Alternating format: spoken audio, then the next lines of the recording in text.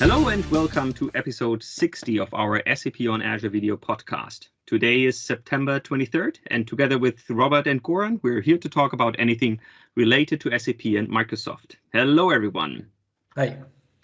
So today we continue with our topic about featuring some of our community members. And actually, I'm very happy to have Bernhard Friess with us today, who will talk a little about his way to Microsoft, obviously, and then also what we're doing here in Germany, specifically about the SAP on Azure community within Microsoft. But before we hand over to Bernhard, let's quickly take a look at some of the news from this week. And I actually, I stumbled across a retweet from Robert, actually, about the Oracle consistent snapshot using Azure VM Backup. So I think we had talked about Azure Backup for quite some time, especially in the context of SAP, how Azure Backup has a native connectivity into SAP HANA. And now there's also the possibility to take consistent snapshots with Oracle, and that is now GA. So I think for customers that are obviously using Oracle in the context of SAP, something that is actually pretty interesting, because on Azure, running Oracle with SAP on Oracle Linux is supported, and on Windows is also supported. Mm-hmm. So I think that's also actually quite interesting to highlight here. Yeah, we had a very deeply covering this topic about what is consistent snapshot, what is consistent backup. Yeah, and I think it's very important that now our Azure VM Backup can do consistent, because if you do any kind of backup with classical Azure VM Backup, and if it backup does not understand that database is running there, so there's no way that this backup is consistent from database perspective. Yeah? So, and it's very, very important that we have support for, in this case, Oracle, to have consistent snapshots. Yeah, I should reference the episode. I think, Robert, you had a beautiful where you guided us through all the different steps. Or the different methods. What does consistent mean, actually, and stuff like that. So we should definitely link that. Good. The next thing is something that is already 2 weeks old, but Goran, you reminded us. I was not there, so and we missed the topic, the most important HA topic. That's the most important stuff in the SAP world, of course. No, just joking. So we were talking in the past about the Azure Shared Disk, and also we talked about, which is already available, supported for SAP Central Services on Windows cluster. The news was that was not zonal redundant. Now we have a zonal redundant shared disk. So shared disk, which is zonal redundant, which was also in the preview, so customer could try it. Now the news is this feature is GA. Mm-hmm. So this is really great, meaning there are 3 copies synchronously done across the 3 zones. It's just a shared disk. Currently, it will be used, for example, in an SAP context for SAP Central Services, as here mentioned.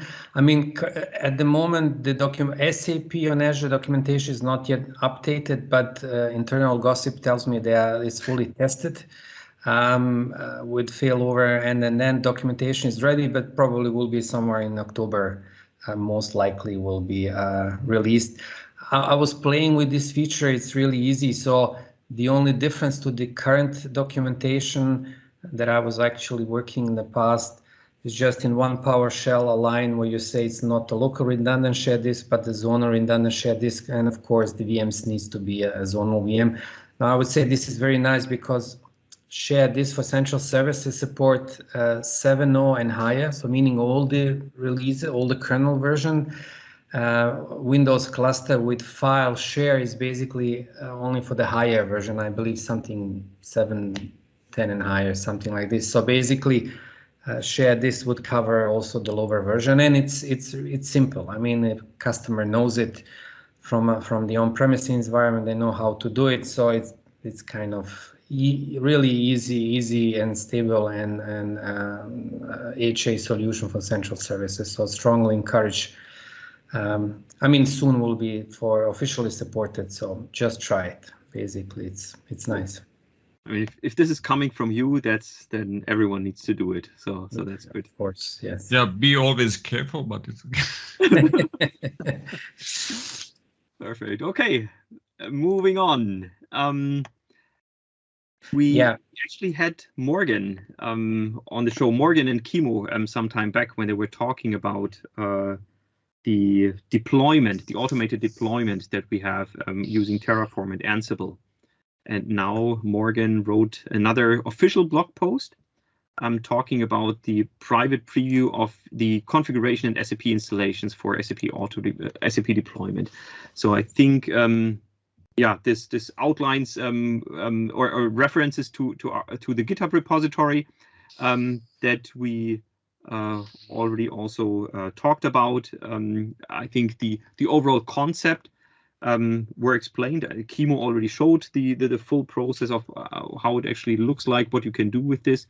I think in this, there is this workshop which links exactly to this GitHub page.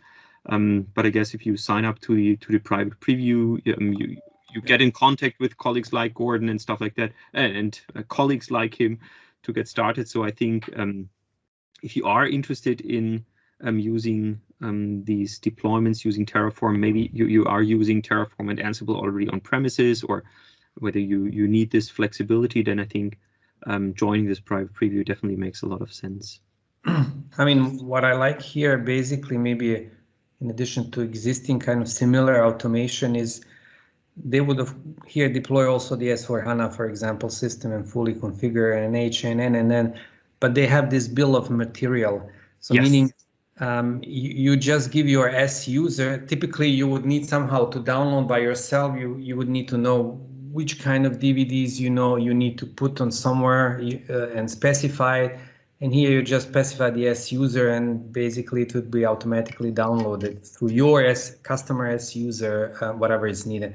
So this also kind of simplify, in addition, the overall process. You don't have to think how and which DVDs and where to. So I would say this is a nice step forward in simplifying the overall experience.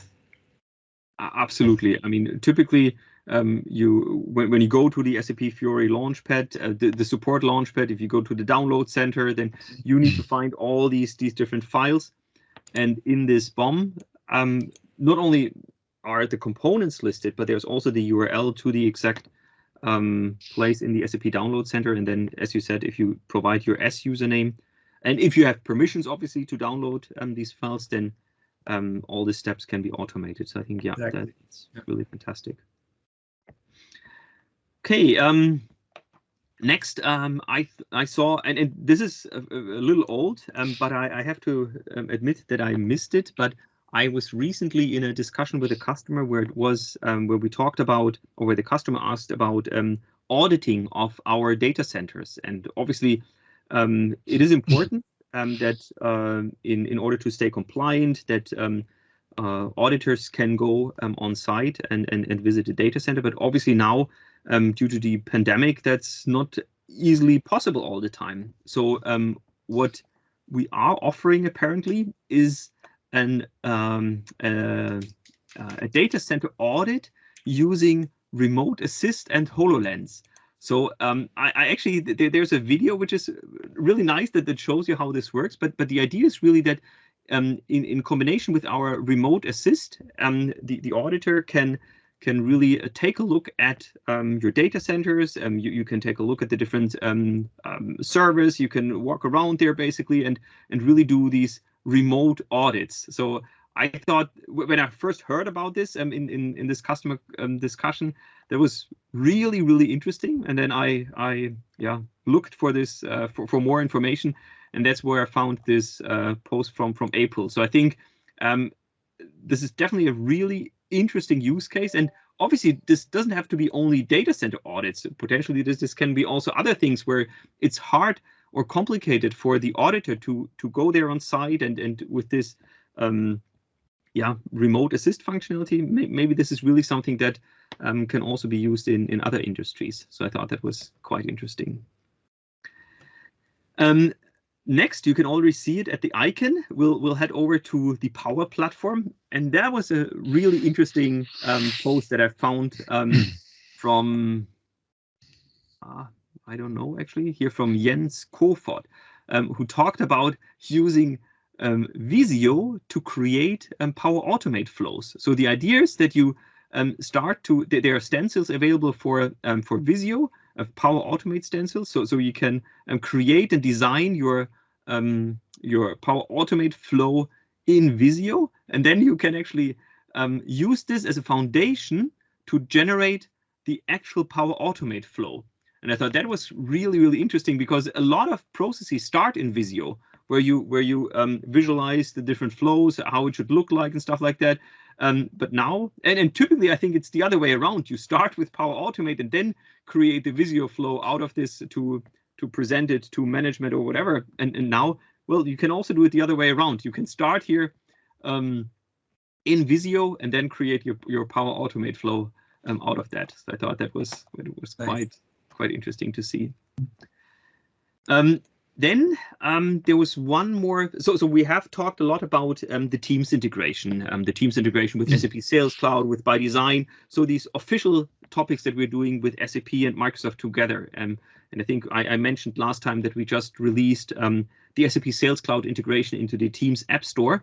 But just from last week, there was another post from Kevin Hunter, who talks about the integration of SAP Digital Manufacturing Cloud into Teams. I mean, this is not something ready to use, basically, but he outlines the steps how to use this generic incoming webhook functionality of Teams to then connect to your manufacturing cloud, and then have an integration of certain flows. Let me scroll down here, directly in Teams, so that it's a long post, as you can see, so that really from within Teams. So this is the scenario in your digital manufacturing cloud, and then you can get these relevant informations, the notifications in Teams, and can really have this interaction here. So I thought that was also, even if there's not an out-of-the-box solution there are a lot of options how you can actually integrate your SAP systems with Teams. Good, and then one last thing, fresh from the press. So Martin Pankratz, again, he's creating more and more content, and this is again a really beautiful blog post that talks about, or continues the story around how can we use Azure services to enhance the capabilities of the business technology platform, or more specifically the SAP CPI, the SAP Cloud Integration suite there. So in this post, he talks about, well, scalability. So typically you have your iFlows running on CPI, and obviously you can get more and more nodes there. So you need to create a ticket at SAP to scale up your environment. But what's if this is not enough? So yeah, here. So that's basically the statement. What is if this is not enough, and you really need to be able to scale even more than that? And in this post, he talks about, well, look, you can set up here, for example, 2 instances of this. You can use the service bus to scale and really use both of these nodes. So again, he outlines multiple facets of how you can actually scale your installation. And as always, he has documented this very, very detailed. He has somewhere a GitHub repository where he has published this information. So again, if you are using CPI, and if scaling is an issue, so if you are impacted by Black Friday, then I think it's definitely worth taking a look at Martin's blog posts here, and yeah, prototype this. So with this news from this week, let's actually head over to Bernhard. So Bernhard, thank you very much for joining us here in this round. Maybe you can quickly introduce yourself, talk a little about what you do at Microsoft, and yeah, then we'll take it from there. Absolutely. Hello, everyone, and thank you for having me. Yeah, I'm Bernhard Friess. My current role is SAP on Azure Specialist, which is, I would say, a overlay sales role related to the SAP workload. And in this role, I cover the automotive industry as well as travel, transportation, power utilities, and help the sales colleagues in these verticals and the customers to move most effectively their SAP landscape to Azure, right? Talking about myself, I just calculated it's becoming 25 years now in, I think, November or December that I was exposed to working with SAP the first time. I started at a Siemens partner in 1996, trying to sell SAP software to the mid-market at that time. Interesting experience. And from that, I managed to join the SAP Competence Center of Siemens, and then had a couple of stations at Siemens, Fujitsu, Siemens, and Fujitsu. Perhaps the funny thing, I was part when SAP released their software on Linux. It was CBIT 1999. And I was part of the Siemens booth, and it was overwhelming as a guy not yet 30 years old, but having queues of people who wanted to understand how it could be possible to run a enterprise software like SAP on an open source operating system like Linux, right? Okay, because before that it was running on IBM iX or something like that, and HPUX. Exactly. It was the enterprise Unixes on the one side, yes, and x86 server technology was covered by Microsoft only. And in these early days, it was sometimes a little bit of fight between the Linux open source and the Microsoft closed source environment, right? Yeah. But funny times. What are you saying, Goran? I said a little bit fight. Somehow, yes. But I mean, interesting to remember, right? Because at the end, Linux, I would say, took away all the share of the enterprise Unixes, right? Yeah, definitely. I mean, we had the digital Unix at that time. Yeah, if you remember, there was the HPUX. Siemens had their own Unix, the Reliant Unix, right? And I mean, it's all gone, right? It's everything Linux. Like x64 is commodity hardware, so I would say Linux become kind of commodity for the Unix-based OSs, definitely, yeah. Exactly. I actually still remember, and maybe that was at CeBIT, that I got a DVD or CD at that time with this mini sub that was able to run on, I think, on SUSE Linux or something like that. And I know it wasn't so easy to install. Yeah, but I also think I mean, I can remember we had the hardware requirements. Siemens. Yes, it was a Siemens notebook. We had the green Siemens notebooks, and it was possible to install SAP R3 on it. But I think it was a little bit difficult because hardware and drivers on the Linux side did not always match perfectly, right? And you probably needed 2 gigabytes of RAM or something like that, or 1 gigabyte. And just remember, now we're talking about 2 terabytes of RAM. Absolutely. Yeah. Cool. Yeah. So I went through the Siemens Fujitsu companies. Maybe one aspect there, I had the pleasure, I had the luck to make an invention there. I was part of the FlexFrame invention at Fujitsu, which, also looking back on one side, I think it's a once in a lifetime opportunity to get awarded worldwide patents and things like that. Dual-digit million business out of it, right? And on the other side, if you compare the success of the FlexFrame, for instance, with VMware, which came much later on the time frame, right? It was a huge failure, right? And so it's two sides of the same medal, where you can see it as a huge success, and I think it is partially, right? And somehow it also is a failure because the potential was so much larger than what was achieved ultimately, right? Yeah, cool. Right, and then I mean, after almost 20 years at Fujitsu with the company, I decided it was in 2018. I was about to become 50 years old, and I thought, okay, I make a job role switch. I changed company, and then I joined Purestorage, and I was working with Purestorage for 1.5 years.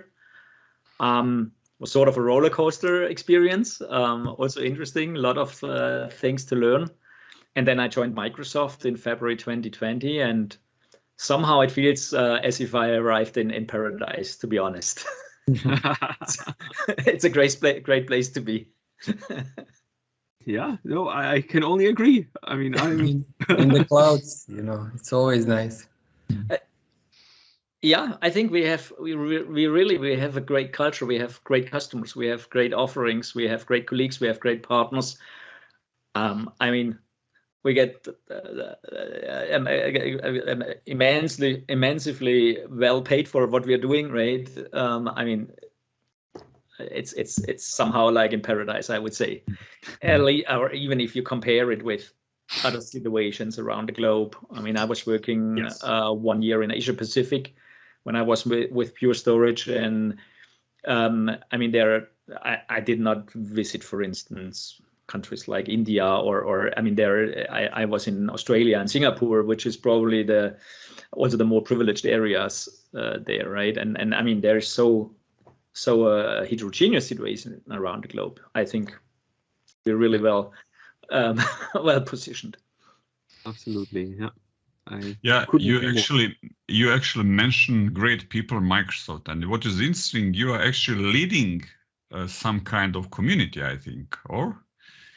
Absolutely. I mean, leading is the question. I would say moderate. I really understand it as a type of a service, what I'm doing there, but it's true. We have the SAP V team, we call it. It's a virtual team of people with diverse background, diverse roles, all focusing with one or the other aspect on SAP. And I have the pleasure and the honor to handle the weekly call and help organizing all that, which is great. Yeah, I mean, just to describe it a little bit, I think it's brilliant that we do not only have people there covering different segments in the market. I mean, we have colleagues covering the mid-market. We have colleagues covering what we call enterprise commercial, so customers on which we are focusing directly, right? But we also have colleagues from our partner organization. We have the cloud solution architects focusing on SAP. Last but not least, we have you guys. I mean, it's brilliant that we have engineering resources reporting into our headquarter organization, but being located in Germany, right? And all these colleagues form, I think, a brilliant group, a very powerful group, and I'm pretty sure if we really play this team play, which we can play, we are absolutely positioned to provide the best possible solutions for our customers. We are second to none. Our customers, if we manage to really provide the full capabilities, which we can, then our customers are best positioned, right? Yeah, and I think, I mean, why we started this community series as part of our blog post is exactly that, because I think when you look at global what we are doing at Microsoft for SAP on Azure, I mean, we have not only 10 or 20 or whatever, we literally have hundreds of colleagues that are working on this topic, and they are spread all across around the globe, and really with lots of different roles, with different expertises, with different backgrounds. And what I really like about this V team that we have in Germany is that it's basically a condensed form in German. As you said, we see all the different roles working there together, coming together. And I mean, you mentioned that we're from engineering, are also part of this, but for me, it's also a fantastic way to get information, to really stay in touch. Often I think the problem is if you are in engineering, that you are completely decoupled from what customers are doing. You're doing your own thing, and then, yeah, it will work. I know best how it works. But in these calls that we have, I mean, this is for me always a fantastic way to also hear from the field what's going on. And then if I can contribute, I try to provide some feedback there. But this is really, I mean, for me, this is really the condensed form of what our global community is all about. And just today, in our call today, what I found really, again, extremely interesting, someone, I don't know who, had a question, and she asked something, do you know about this? And then someone else immediately had an answer. So and this is for me exactly what this weekly call is all about. I mean, obviously we have the mailing distributions, we have Teams channels where you can ask questions and stuff like that, but then really coming together on a regular basis, and obviously not all of us can join all the time, but we have this as a fixed agenda item in the week, and come together, we exchange, we laugh, we joke. So it's really a fantastic community spirit that we also have there. Absolutely. And I absolutely believe that it is one of the critical elements which helps us to deliver better solutions to our customers. Because ultimately it's not about, I mean, no one runs SAP because it's so funny, and neither does anyone run Azure because it's so funny, right?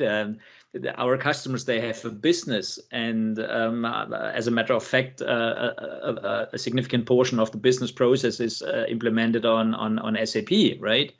And that's the reason why they need sort of a platform infrastructure, and that's where we come into play. And this is my thinking, if we focus that way on our customers and their needs and requirements and how to solve that. And if we come together then as teams and discuss the topics, then we mostly find outstanding solutions for our customers, right? And I think that's really one of the nice things working at Microsoft, that we can really help our customers to achieve more and be more successful, right? Yeah, no, absolutely.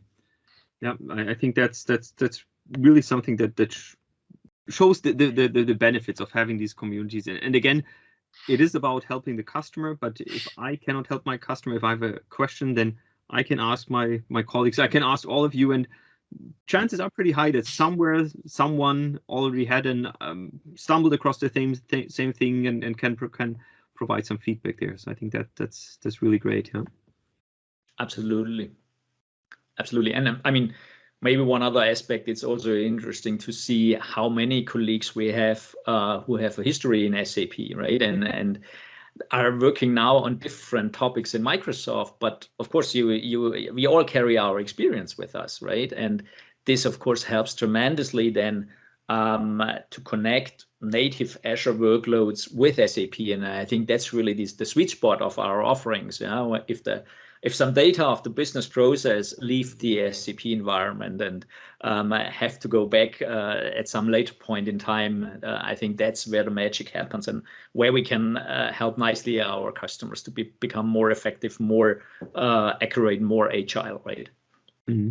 Now, that's actually a good point, because I mean, I knew Robert and Goran even when we were back at SAP, so when we were working there. But it's really fantastic to see colleagues from other areas in SAP that have now joined Microsoft, that are working together, that are contributing together also with their background and expertise. So it's really fantastic how the community is growing, how our diverse expertise is growing. So that's really fascinating. Yeah.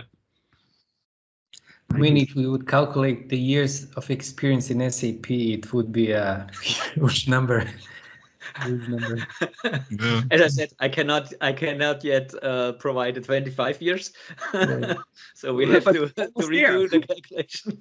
So let's calculate here. You are Bernhard 20? 24 are I'm 21. That's 40, 45, and then Robert, you are 20 minus 1. You are 20. You are plus 1. Yeah, so 20. Then I'm the newbie here. I only started in 19 years. So I started in 2002 with SAP.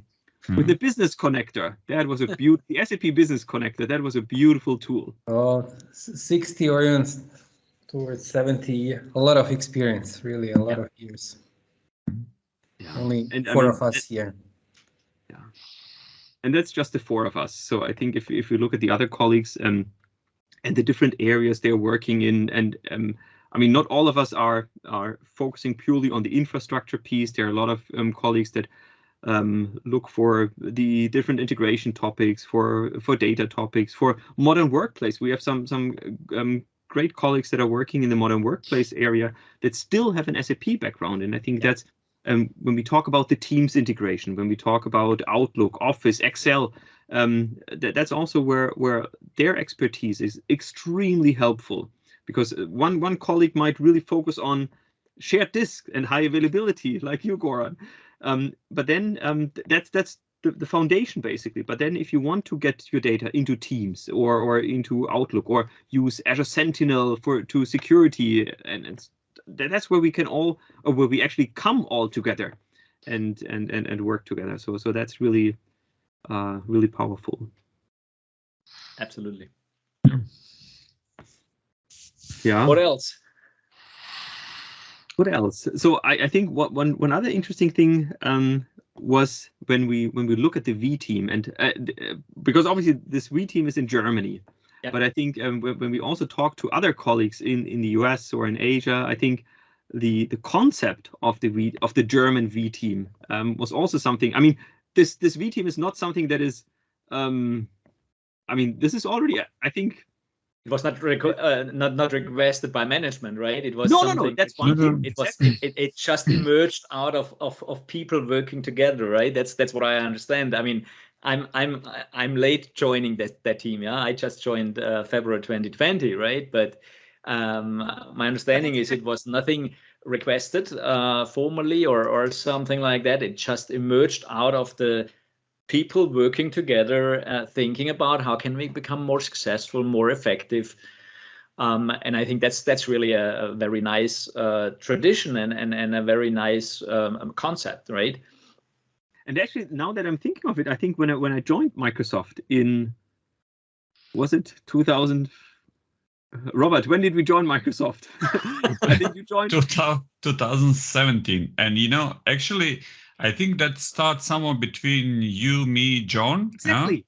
Yeah? And then Julia is not anymore in SAP on Azure team. Julia actually take over and really push that. And then we start to use that. And then suddenly, people are joining that. We just want to have something between us, but somehow grow up.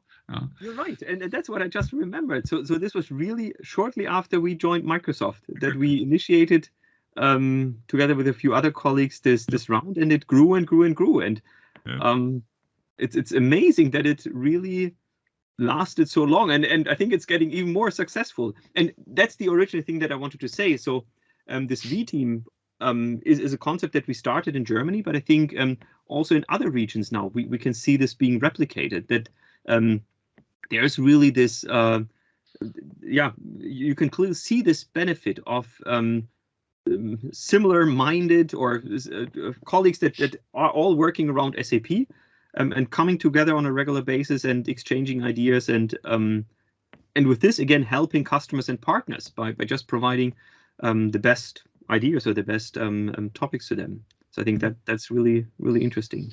And I think the complete this mentality from that V team is actually the basic idea of this podcast. This is how we somehow collecting ideas, mostly discussing in V team and getting other guys to help us to, most of our guests are somehow triggered by our V team and so on. So it's very nice community inside the Microsoft, because we are somehow like alien in Microsoft because we are really specific for SAP, yeah. And somehow we don't have the established channels like all other projects and services in Microsoft. So we actually need to find a way how to survive, and we team is one of the examples.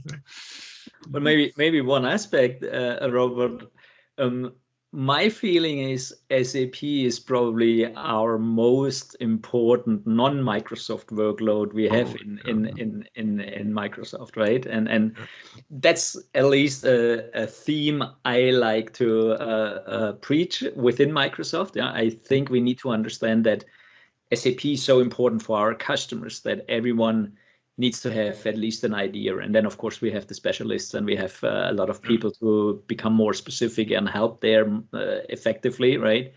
But we cannot ignore SAP, the SAP workload, right? But you know what is also amazed me, like when I working with people like you, Bernhard, is I'm responsible for partner in Germany, and sometimes when we are discussing, then you see that Bernhard knows other guys from other partner organizations, yes. Because that community is not so big in general. Germany is a big country, of course, yeah. But you see that we somehow know each other, yeah, and that is very nice to see how we can help each other. You are in a different organization, I'm in different organization, but still we can find somehow the connections. And it's amazing that somehow we know each other. Oh, I know that guy, I know that guy. It's amazing. Absolutely. I think it's a small community, the SAP community, and if you're a part of it, you will never get away with it, right? If it's good or bad is another story. Nice. Very good. Very good. Maybe one aspect, I mean, Holger, I think you touched the topic of partners, and just remembering the call today, I think it's worth to be mentioned because we had our friends from Lemongrass in our call today, right? And at least from my perspective, I have to say I'm very, very pleased that Lemongrass decided to work more closely with Microsoft. Apparently, there seems to be a little bit of a push or pull from the market side towards them and make or show them how attractive Azure as a platform is, right? So we had the colleagues today with us. They presented their methodology, how we could work together, and I'm really looking forward to doing a lot of successful projects together with Lemongrass on Azure, of course, right? No, absolutely. And I think, they've proven that they have a good solution that really helps customers. And as you said, I think for me, it's really interesting and really telling that they are now also really working with us. I think this clearly shows that we're doing also a good job helping our customers to run SAP on Azure, to really show that it's much more than pure infrastructure. I think that's also important, and that's where we on the Microsoft side really can provide a lot of value to customers, and it's fantastic to see customers partners like Lemongrass to really say, well, we see so many customers really asking for SAP on Azure. That it's definitely an investment from them to really do the same things that they've done for others now also for Azure. Absolutely, yeah, that's a good and similar. I mean, we also have other partners. That's another beautiful thing in our V team that someone might have worked with a partner in a customer project and says, look, this was a great partner that we worked with. Let's invite him to the V team so that we all can learn from this specific partner. We can broaden the reach of them. So I think that's another beautiful exchange that we have there. Absolutely. And you actually the one question in direction on Bernhard, what Holger mentioned, like we are helping our customers. I mean, like all of us, you also have a strong experience from, let's call it from today perspective, on-premise mentality.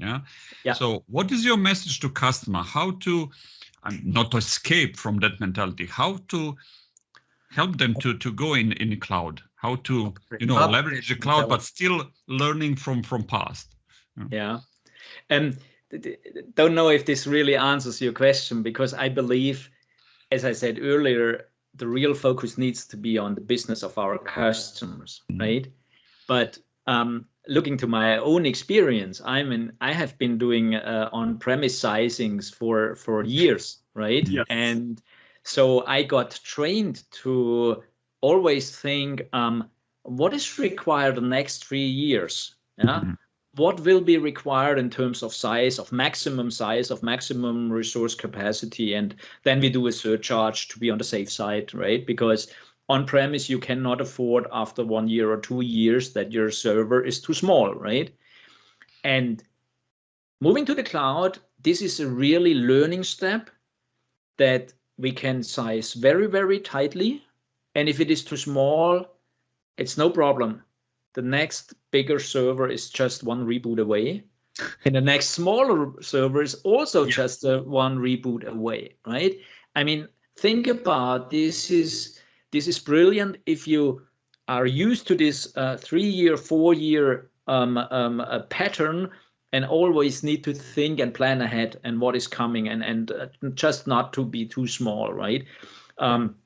Totally different paradigm in the cloud where I really had to learn something. And I feel somehow I managed to go this learning step meanwhile, right? But it takes some time, right?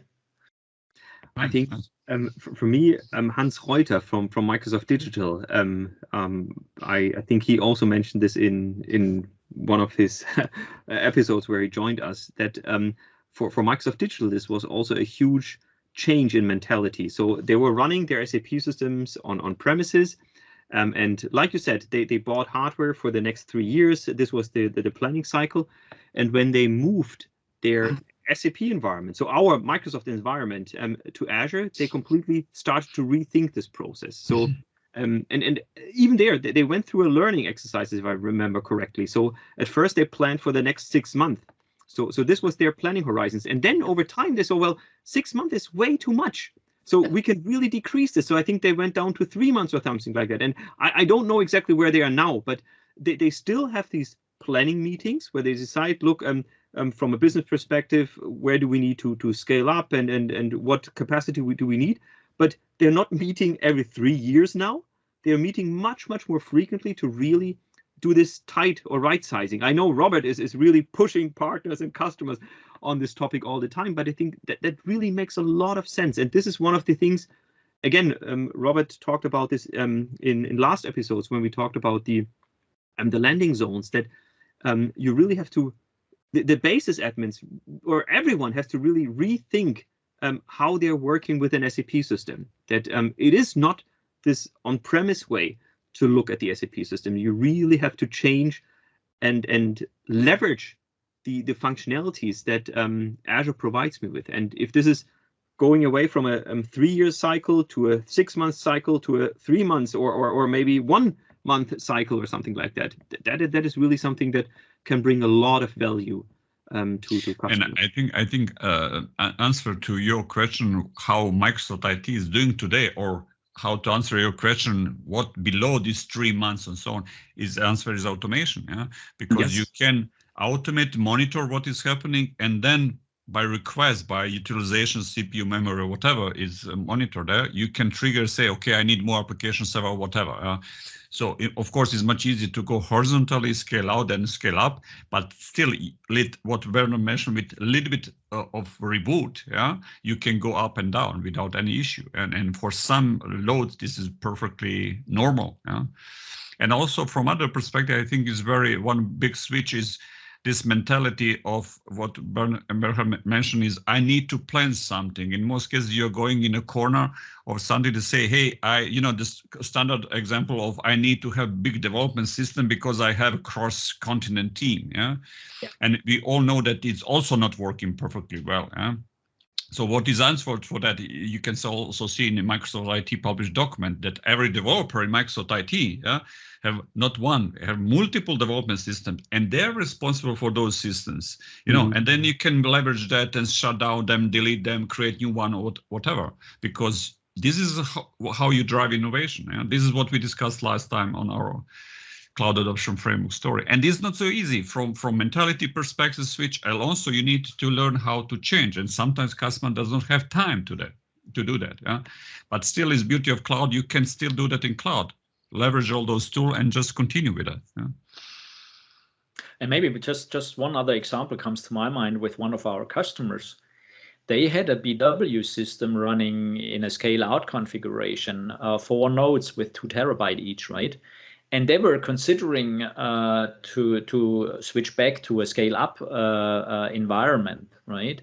Mm-hmm. Now, moving to the cloud, they had the option, and they used the option to test it out in a scale-up environment and in parallel in a scale-out environment. And they learned 2 things. Number one, the scale-up was much more performant.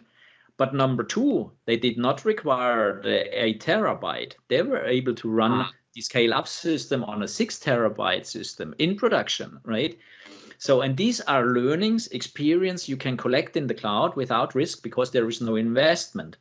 In an on-premise world, you have to make a decision. You buy the boxes and you have them and you pay them, and they are all paid before they are used, right? And in the cloud, they are used before they are paid. Yeah, so that's really a change, a fundamental change. Good example. Yeah. Great. Excellent.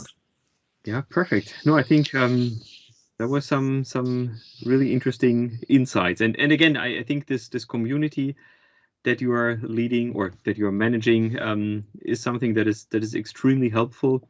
That is yeah, and again, I think we can see this also because it's replicated by other regions, by other teams. So I think this is extremely fruitful and yeah, in the end, really helps our customers. So I hope we'll continue it for a lot of more years, I would say. Yep. Can I say this? I plan to go to go in retirement in Microsoft, if possible. So we have a few more years with you. That's good. Yeah, SAP on Azure podcast 1,000 something. Yeah? Yes. Or 2,000 more than 1,000. Cool. Good. Okay. No, then yeah, Bernhard, I think it was really great to have you. It was really nice to have you share your insights, your long story with FlexFrame, and then how you ended up at Microsoft and how you're leading now the community. So thank you very much for joining. I hope to have you again, and not only on your retirement day, but probably sometimes before that. So yeah, thank you very much, and see you all again next week. Yep. Thank you. Bye bye, guys. Bye bye.